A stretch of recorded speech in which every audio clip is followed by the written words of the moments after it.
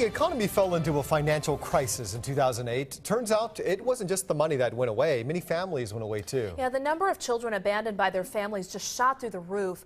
3,000 children in the Metro's 5-county region live in foster care now, with very few families willing to take them.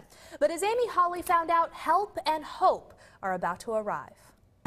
The pastors from World Harvest Church on the rough streets of 34th and Woodland are walking examples. Big green here. That God's work is always done best. It's been vacant for about 3 years. When it's out from under the church's steeple. You know, the building is not the church.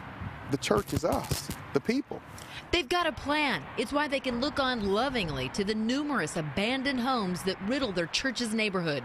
We've got to take this community one house at a time. They've teamed up with Parkville's international multi-million-dollar Global Orphan Project to acquire the abandoned homes for the hundreds of abandoned children in this community who have no stable place to call home. It was churches in Uganda, it was churches in Haiti that were teaching us about what it looks like for the local church in that local community to care for the kids in that local community.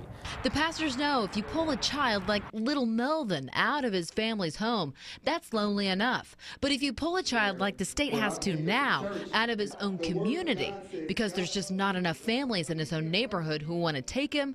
It feels like you on an island by yourself with people that you don't know. The Global Orphan Project says 1 in 10 children never leave government care. Lonely. Pastor Halliburton knows because he is Melvin, once bounced around in the foster care system. When you're not with your brother and sister, it's just, you just brace yourself for the worst.